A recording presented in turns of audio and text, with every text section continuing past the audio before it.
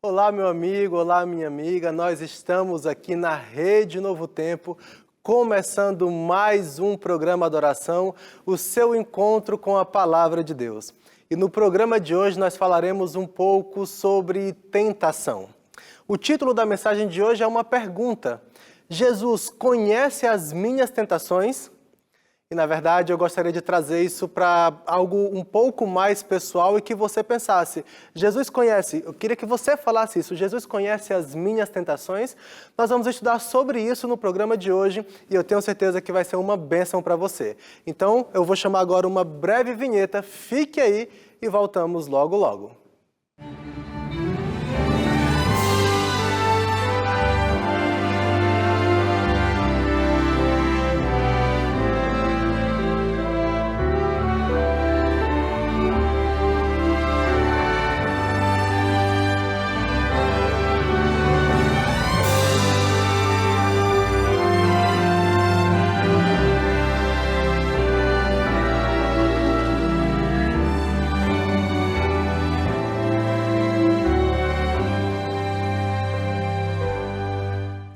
Já estamos de volta, falei para você que seria breve, nós vamos fazer a introdução e começar a falar daquele tema que eu falei um pouco antes aqui da nossa vinheta, mas antes disso eu quero falar para você de algo especial que nós preparamos aqui na Rede Novo Tempo.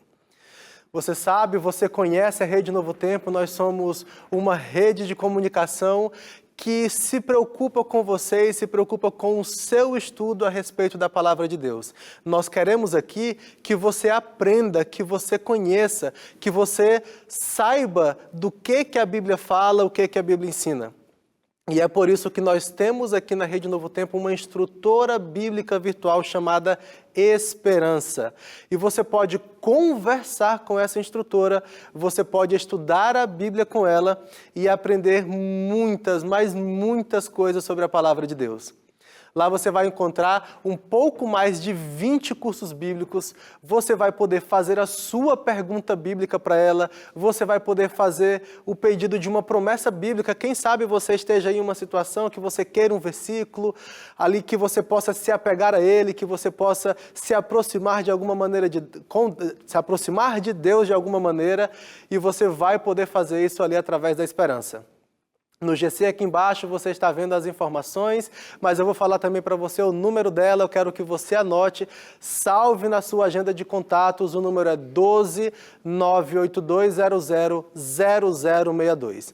12 98200 0062. Salve na sua agenda de contatos como Esperança, mande um Olá Esperança e ela vai começar a conversar com você, vai dar todas as instruções e você vai saber então como dialogar com ela, como estudar com ela, como fazer as suas perguntas, tirar as suas dúvidas e principalmente aprender cada vez mais da Palavra de Deus. E eu sei que você já deve imaginar pelo fato de ser pelo WhatsApp, mas não custa reforçar isso, é totalmente grátis, é em tempo real, você já pode começar agora mesmo esse contato com a Esperança. E uma vez que você já tem essas informações, eu quero então fazer uma oração para nós iniciarmos a mensagem de hoje. Feche os seus olhos e ore comigo. Senhor nosso Deus e Pai, nós te agradecemos porque estamos aqui nesse momento.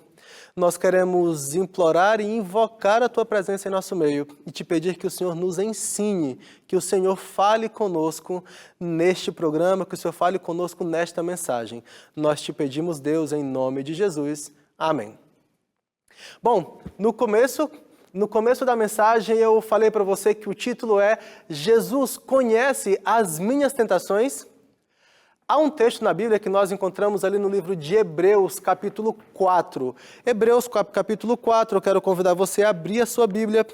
Nós temos ali dos versículos 14 a 16. É um texto que fala sobre exatamente essa resposta, a resposta a essa pergunta. E claro, nós vamos desenvolver um pouco esse assunto. O versículo de número 14 de Hebreus 4 diz assim: Tendo, pois, Jesus, o Filho de Deus, como grande sumo sacerdote que adentrou os céus, conservemos firmes a nossa confissão. Porque não temos sumo sacerdote que não possa se compadecer das nossas fraquezas. Pelo contrário, ele foi tentado em todas as coisas, à nossa semelhança, mas sem pecado. Portanto, aproximemo-nos do trono da graça com confiança, a fim de recebermos misericórdia e encontrarmos graça para ajuda em momento oportuno. Bom, aqui nesses textos que nós lemos, nesses 3 versículos que foram lidos, você percebe que ele fala que nós temos um sumo sacerdote, alguém que intercede por mim e por você. E ali no versículo de número 15, ele fala também que esse sumo sacerdote que nós temos hoje, ele é alguém que se compadece de mim e de você, ele é alguém que entende a mim e a você, porque ele passou por situações semelhantes, ele passou por todas as tentações. E aí vem a pergunta, será mesmo que Jesus ele foi tentado em absolutamente tudo? Será que Jesus teve todas as tentações em sua literalidade, assim como eu e você? Sabe, se nós vamos falar de questões pontuais, de aspectos muito do nosso cotidiano, por exemplo, nós podemos dizer que não, que ele não viveu todas as tentações exatamente como eu e você vivemos. Até porque você, por exemplo, vive certas tentações que eu não vivo, assim como eu vivo certas tentações que você não vive. Então, dentro de um aspecto literal, até mesmo pelo contexto da época, pelo contexto, pelo entorno que Jesus vivia, ele não sofreu, ele não enfrentou todas as tentações de um aspecto, desde um ponto de vista literal, assim como eu e você. Então, o que o texto bíblico está dizendo? O texto bíblico está mentindo? De forma nenhuma. O texto bíblico está trazendo ali, em um aspecto, uma generalização. Assim como eu e você muitas vezes fazemos. Sabe, quando nós falamos, por exemplo, assim, não, eu já tenho uma certa idade e eu já vi de tudo nessa vida. Quando nós falamos isso, não significa dizer que nós de fato já tenhamos visto absolutamente tudo. Nós o que estamos querendo dizer é que já tivemos uma boa experiência, é que já vivemos bastante, é que já podemos observar muita coisa. Ou, por exemplo, você está conversando com um amigo e diz assim, não, mas ontem estava todo mundo lá, por que você não foi? Certamente nós não estamos querendo dizer, você não está querendo dizer que tinha lá 8 bilhões de pessoas naquele mesmo lugar e só faltava aquela pessoa. O que você quer dizer é que você sentiu falta dela, é que essa pessoa fez falta. Ou então quando dizemos, eu gastei tudo que eu tinha para comprar tal coisa. Isso tampouco é um significado literal, não tem um significado literal. Mais uma vez, é uma expressão.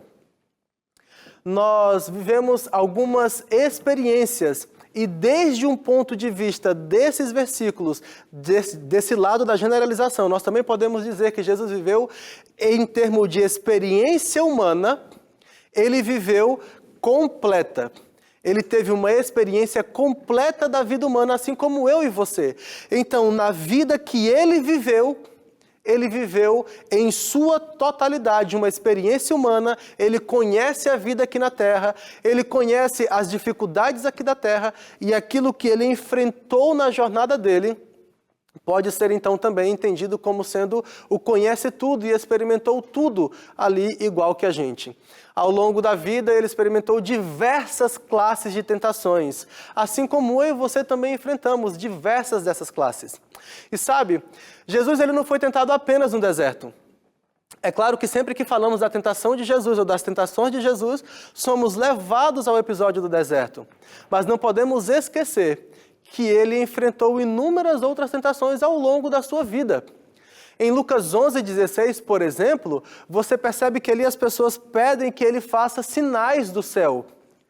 E isso é uma tentação, porque eles estão querendo desafiar Jesus para que Jesus possa prová-los e retribuir aquela acusação em uma forma camuflada. E Jesus, se ele cumprisse, fizesse sinais conforme estava sendo pedido, ele cairia então nessa tentação. No Getsemane, por exemplo, nós também vemos a experiência de Jesus, onde ele chora, onde ele sofre, onde ele passa momentos difíceis ali. E ele diz, Pai, se for possível, afasta de mim, porque eu não quero passar. Isso também foi um momento de tentação na vida de Jesus. Todo o processo de julgamento e de crucifixão de Jesus também foi ali um momento de tentação. Ser coroado rei, uma outra situação da sua vida, onde ele também passou por tentações porque as pessoas queriam coroá-lo rei, mas não era o momento, não era a hora oportuna de se fazer aquilo. Então ele precisava dizer não a algo que, desde um ponto de vista humano, seria maravilhoso, seria fantástico ele ser coroado rei. Então perceba que ao longo da vida dele, nós não encontramos apenas as tentações do deserto. É claro que elas são uma referência para a gente, ali no início do ministério, no início da vida ministerial de Jesus. E claro, nós vamos agora estudar um pouquinho dessas tentações para entender ainda um outro aspecto sobre o fato de Jesus ter enfrentado todas as tentações, assim como eu e você. Então agora eu convido você a abrir a sua Bíblia no livro de Lucas, o capítulo de número 4, nós leremos do versículo 1 até o versículo de número 12. Vou começar a minha leitura dos versículos 1 a 3 e em seguida faremos aqui alguns breves comentários. Jesus, cheio do Espírito Santo, voltou do Jordão e foi guiado pelo mesmo Espírito no deserto.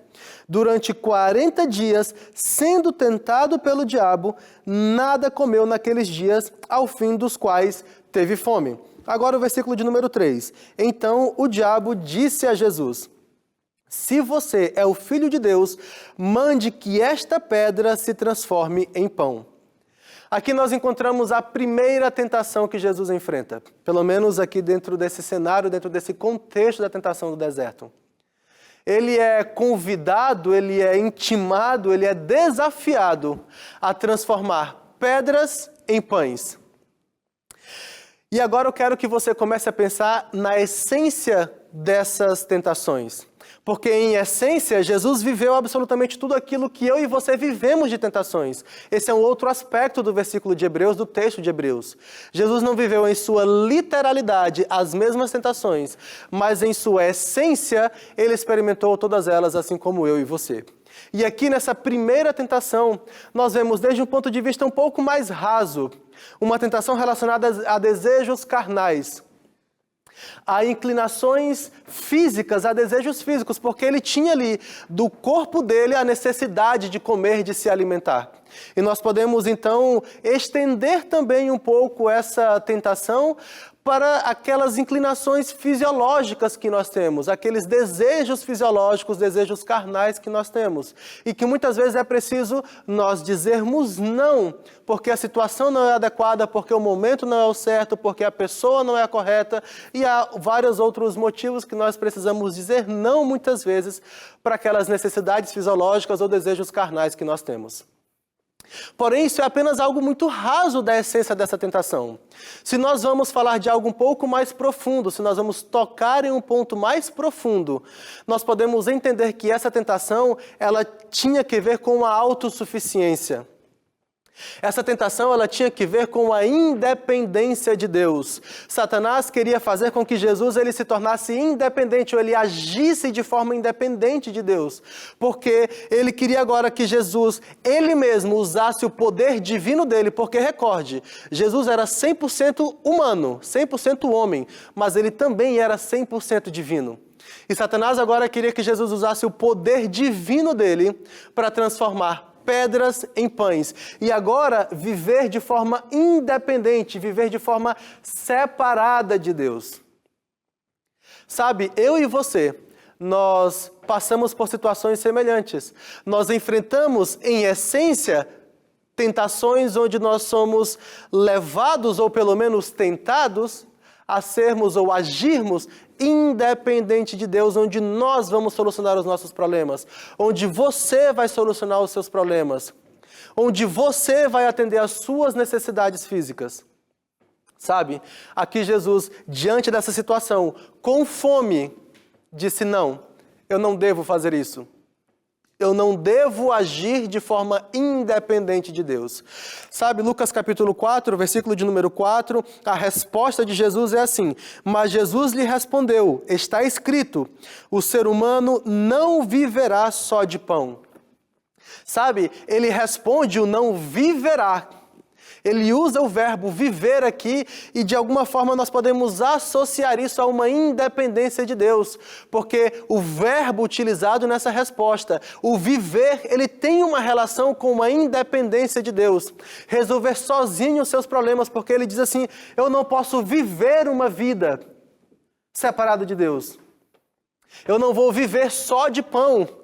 Eu devo viver daquilo que sai da boca de Deus, eu vivo daquilo que Deus tem para me dar, não daquilo que eu tenho para oferecer a mim mesmo. Pode ser que em sua vida você já tenha transformado pedras em pães. E claro, eu não estou agora sendo literal, porque eu acredito que você não tem esse poder, assim como eu também não tenho. Mas em muitas situações, nós transformamos pedras em pães, agindo a nosso próprio gosto, fazendo aquilo que nós queremos fazer, dizendo assim, sabe Deus, agora não, agora deixa que eu resolvo. Agora pode deixar comigo, porque nessa situação talvez eu não precise do Senhor, eu posso fazer isso sozinho. A essência da tentação de sermos independentes de Deus foi isso que Jesus enfrentou nesse momento. E é essa tentação que nós enfrentamos dia a dia. E quando nós encontrarmos situações onde nós somos convidados a sermos independentes de Deus, eu devo dizer a você que você deve dizer não. Assim como Jesus disse não, eu não posso viver uma vida separada de Deus. Você também não pode viver uma vida separada ou separada de Deus. Eu não posso viver uma vida separada de Deus.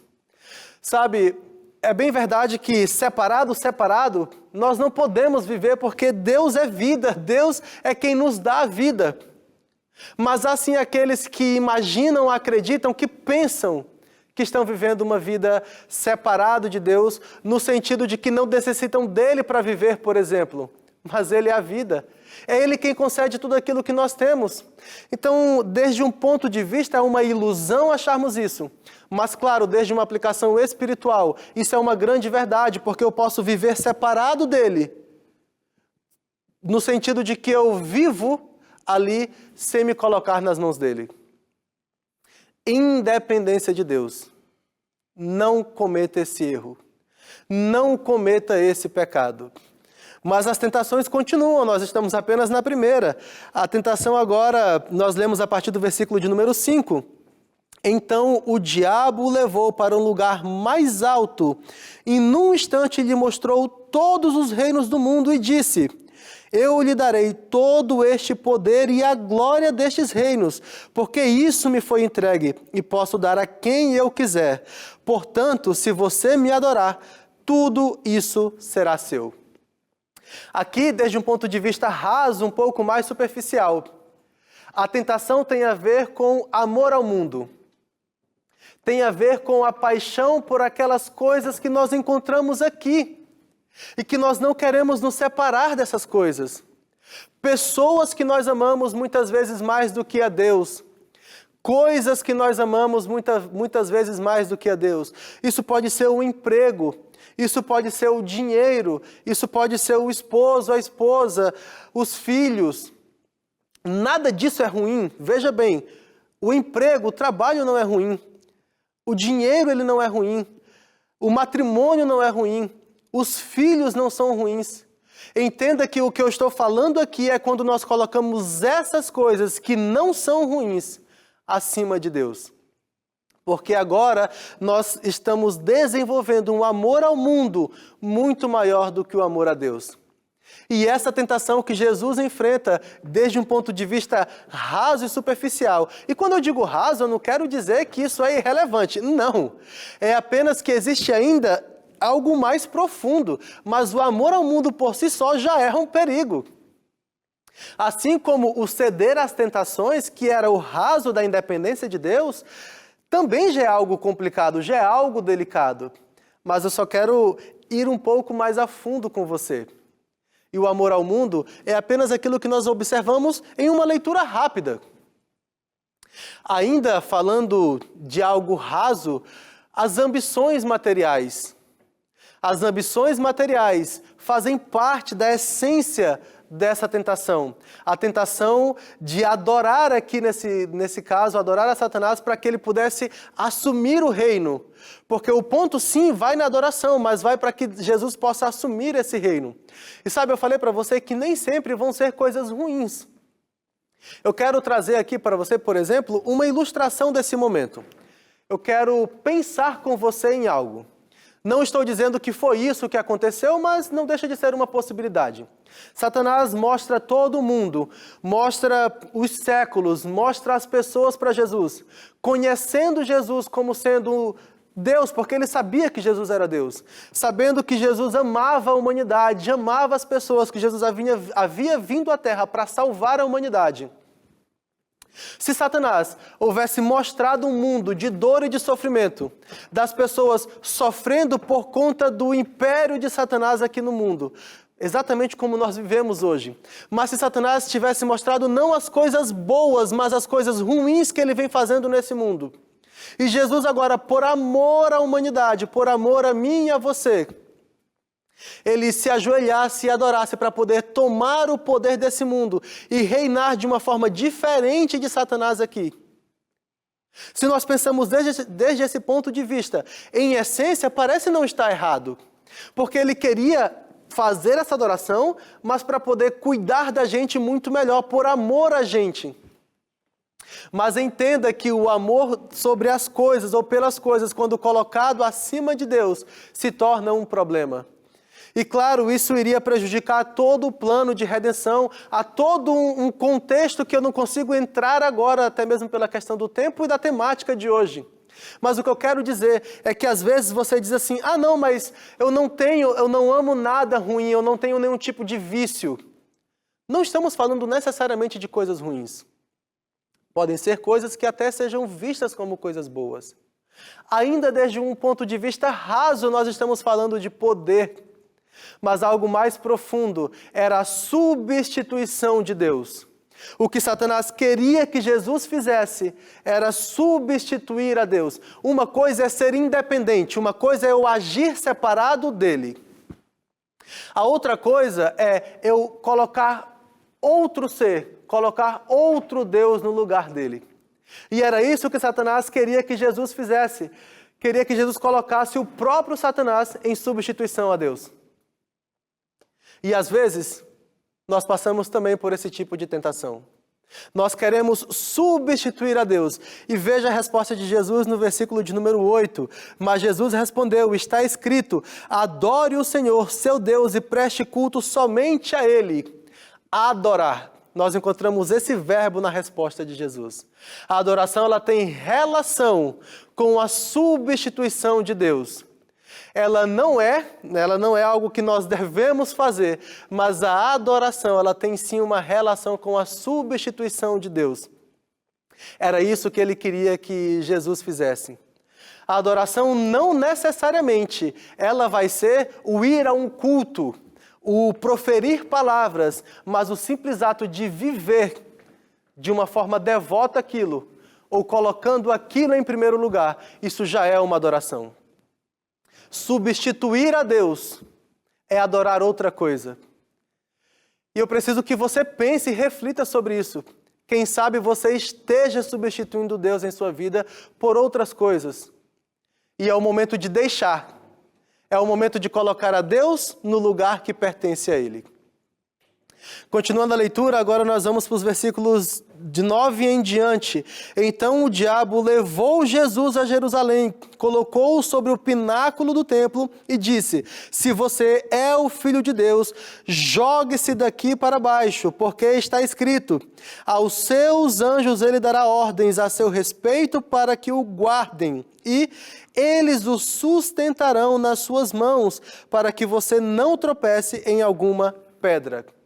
Nós temos aqui agora mais uma tentação, a terceira tentação. A primeira, ele queria que Jesus vivesse uma vida independente de Deus. A segunda, ele queria que Jesus substituísse a Deus em adoração a Ele. E agora, desde um ponto de vista raso, nós estamos falando de presunção. E mais uma vez, não que presunção seja algo raso, mas ele queria que Jesus agora se jogasse, porque já que eu sou o Filho de Deus, ele tem que me salvar. Ele vai presumir que Deus tem a obrigação de salvá-lo e cuidá-lo. Algo mais profundo, submissão a Deus, ou submissão de Deus, perdão. Ele queria que Deus fosse submisso a ele. E algo ainda mais profundo, manipulação de Deus. Nós também somos tentados a manipular a Deus. E era isso que Satanás queria que Jesus fizesse. Ele queria que Jesus caísse na tentação de manipular a Deus. O tentar a Deus, o dizer, não, mas é porque eu sou isso, é porque eu sou aquilo, é porque eu sou amado. É porque eu estou em uma nova aliança e agora eu não preciso mais dos mandamentos. Ou tantos outros argumentos que você possa utilizar para arranjar uma desculpa e tentar de alguma forma manipular a Deus, colocando Deus em uma situação onde Ele é obrigado a salvar você, onde Ele é obrigado a responder positivamente ao seu pedido, ao seu desejo. Entenda que nem eu e você temos esse poder. Nós podemos nos enganarmos, achamos que estamos fazendo isso de forma muito correta, mas não temos esse poder. Leia comigo o versículo de número 12, o último versículo dessa mensagem. Jesus respondeu ao diabo: também foi dito, não ponha à prova o Senhor seu Deus. Não ponha à prova o Senhor seu Deus. Não tente, algumas traduções vão trazer assim, não tente o Senhor seu Deus. E o verbo tentar, então você encontra aqui. Ter um Deus que me serve. Ter um Deus que vai servir aos meus gostos, um Deus que vai servir aos meus caprichos, aos meus desejos. Porque, sabe, Deus me fez assim, Deus me fez com essas inclinações, então se Ele me fez com essas inclinações, Ele deve me aceitar assim como eu sou. Não é assim que funciona. Eu ouvi uma frase uma vez, eu inclusive mencionei ela já aqui em um dos programas da adoração, mas eu vou repeti-la. Deus, Ele não me aceita como eu sou. Deus não aceita você como você é. Deus recebe você como você está, para levar você a um lugar de transformação, onde você vai se transformar em alguém que você de fato é. Entenda que Deus, Ele trabalha com transformação na minha e na sua vida. Não queira manipular a Deus. Não queira usar desculpas de inclinações e desejos que você tenha para dizer assim, Deus agora vai me salvar, Deus vai me entender. Não é assim que funciona. Em essência, a tentação de sermos independentes de Deus, nós enfrentamos diariamente. Em essência, a tentação de substituir a Deus, nós também enfrentamos diariamente. Em essência, a tentação de nós agora colocarmos a Deus em lugar de outras coisas, colocar outras coisas em lugar de Deus, nós enfrentamos diariamente. E eu quero convidar você nesse momento a orar, para clamar e pedir a Deus que Ele ajude eu e você, para que nós então possamos colocá-lo em primeiro lugar, não querendo substituí-lo, não querendo manipulá-lo e não querendo viver uma vida independente dele. Por isso, eu convido você nesse momento, feche os seus olhos, clame a Deus comigo, por favor. Oremos. Maravilhoso Deus e eterno Pai, as tentações que Jesus enfrentou aqui nessa terra, elas nos ensinam, Pai, sobre a essência e sobre tentações que nós vamos enfrentar no nosso dia a dia. E sabe, há vezes em que nós somos tentados a sermos ou a vivermos uma vida independente de Ti. Não queremos isso. Nós somos tentados a Te substituir. Também não queremos isso. Nós somos tentados a Te manipular. Também não queremos isso. Por isso nós rogamos o Teu poder, Deus, em nossas vidas. Nós Te pedimos em nome de Cristo Jesus. Amém.